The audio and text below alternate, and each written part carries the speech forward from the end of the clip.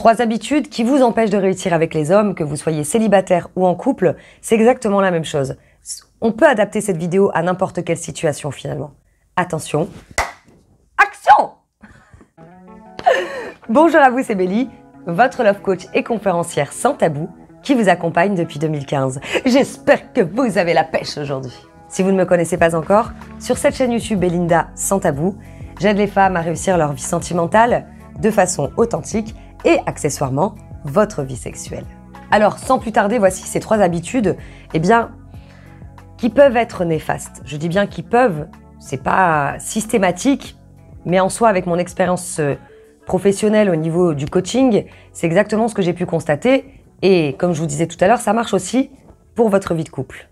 La première chose, c'est d'avoir des attentes excessives, des désirs excessifs auprès de l'homme que soit vous convoitez ou soit avec qui vous êtes. Imaginons que vous venez de rencontrer un homme. Vous avez certainement des critères, mais peut-être que vos critères font 10 mètres. Il doit être comme ci, comme ça, comme ça, comme ça, pas comme ci, pas comme ça.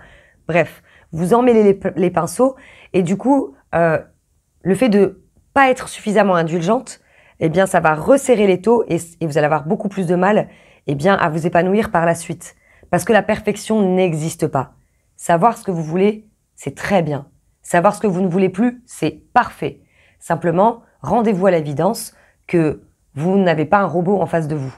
Et d'ailleurs, c'est la même chose pour les hommes, j'ai envie de dire. Mais bon, comme là, c'est une vidéo pour les femmes, je m'adresse aux femmes, vous comprenez certainement mon message. Pareil, si vous êtes en couple, peut-être que vous avez des attentes de la part de votre partenaire et vous attendez peut-être 10, 15 choses et vous voyez qu'il n'y a rien qui bouge. Peut-être qu'il va falloir diminuer un peu plus les attentes et en faire une à la fois pour pouvoir être satisfaite et que votre couple soit épanoui. Restez avec moi parce que peut-être que là, vous êtes en train de vous poser des questions sur le sens de cette première habitude que je viens de vous donner, mais vous verrez qu'en fait, tout est relié. La deuxième chose, manquer de patience. Ah bah oui, manquer de patience. C'est-à-dire que par exemple, vous venez de rencontrer un homme et vous souhaitez vous mettre en couple, une relation durable. Vous voulez peut-être même dans votre vie de femme, vous marier. Tranquille, cool. Au plus vous allez vouloir aller vite et au plus vous risquez de vous planter. Parce qu'en fait, vous allez être focus sur ce que vous voulez absolument et malheureusement, il y a peut-être des choses que vous n'allez pas voir qui ne vous correspondront pas. Donc faites attention à qui vous avez en face de vous, laissez le temps au temps. Piano, piano, comme j'aime dire. Donc pas de pression. Pas de pression à avoir tranquille. Maintenant, pareil, si vous êtes en couple, que vous attendez que votre homme change, comme je vous disais tout à l'heure, ça se rejoint. Arrêtez de vouloir aller trop vite. Quand bien même vous lui avez expliqué. Attendez, laissez-lui le temps d'assimiler la chose et encouragez-le justement à continuer dans ce sens. Si par exemple il fait quelque chose de bien et que pour vous c'est totalement logique et normal et il devrait le faire tout le temps, encouragez-le pour qu'il continue. Plutôt que d'aller dans le sens inverse et de lui dire il était temps. Et il était encore, au fait, il y a ça à changer aussi. Je t'en avais parlé il n'y a pas longtemps. Vous voyez, j'espère que vous comprenez mon message. En fait, c'est de rester dans la bienveillance tout en vous respectant, bien sûr, mais de laisser le temps au temps. Les gens ne changent pas comme ça. Et d'ailleurs, personne ne change personne. Donc en fait, il faut que votre partenaire ait un déclic. Et le déclic, ça peut être vous. Comment d'après vous? Avec cette 3e habitude. Ça, je vais vous parler de la mauvaise habitude et je vais vous expliquer comment avoir une meilleure habitude. Exprimez-vous clairement. Beaucoup de femmes ne s'expriment pas clairement. Vous allez dire à demi-mot ce que vous avez véritablement envie.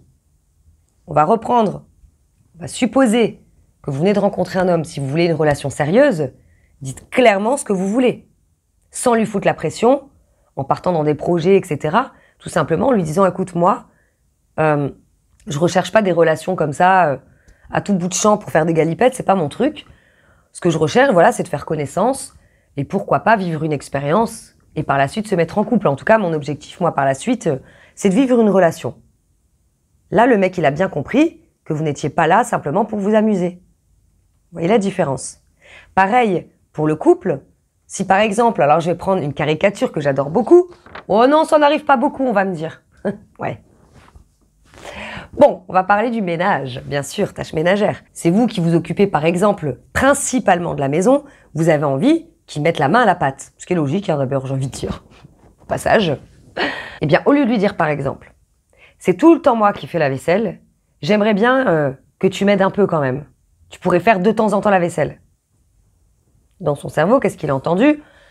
C'est toujours moi qui fais la vaisselle, alors que s'il a fait une fois dans l'année, clairement le toujours, il va vous envoyer paître à jamais. Donc le toujours, on l'évite. D'accord? Il a quand même déjà fait. Ça veut dire qu'il sait le faire déjà. Bon. Et le reste de la phrase qui dit « Tu pourrais m'aider un petit peu à faire la vaisselle ?» Et bien ce qu'il va faire, c'est qu'il va vous aider un petit peu à faire la vaisselle. Alors que si en réalité votre message c'est, je vais vous le dire en tant que nana, j'aimerais bien que tu bouges plus ton cul et que tu m'aides à faire le ménage parce qu'on vit quand même à deux, mais on va le dire quand même d'une façon plus jolie, plus respectueuse, bienveillante. Vous pouvez tout simplement lui dire, écoute, j'ai besoin de toi. Ça, c'est s'exprimer clairement. J'ai besoin de toi. Je voudrais que tu m'aides pour toutes les tâches ménagères. Là, c'est clair. Est-ce que vous voyez où je veux en venir? Logiquement, oui. J'espère que le message est passé. En parlant de ça, au fait, j'ai oublié de vous dire, j'offre un cadeau qui s'appelle les 70 questions brise-glace qui vous permettent eh bien, de vous amuser. Par exemple, si vous venez de rencontrer un homme ou sur les sites de rencontres, vous pouvez utiliser les 70 questions brise-glace. Ça vous permettra de mieux connaître la personne. Pareil pour les couples, vous pouvez utiliser les 70 questions brise-glace parce que c'est hyper amusant, ça brise la routine et ça vous permet aussi d'échanger sur des choses de la vie, des choses philosophiques, des choses, enfin franchement, juste géniales. Vous allez même parfois revenir en enfance. Vous pouvez même l'utiliser avec les enfants d'ailleurs. Et je vous invite à le découvrir d'ailleurs. Vous pouvez le télécharger gratuitement. Je vous l'offre avec grand plaisir. En description sous la vidéo, vous allez retrouver le lien ou au-dessus si vous regardez sur Facebook. J'espère que cette vidéo vous a plu. J'ai été ravie de la faire. Pensez à vous abonner à ma chaîne YouTube si c'est toujours pas le cas et que vous aimez mon contenu, bien évidemment. Et à me rejoindre sur ma page Facebook et Instagram, Belinda Sans Tabou, pour retrouver du contenu que vous ne retrouverez jamais sur YouTube. Je vous dis à très bientôt pour une prochaine vidéo. Bye bye.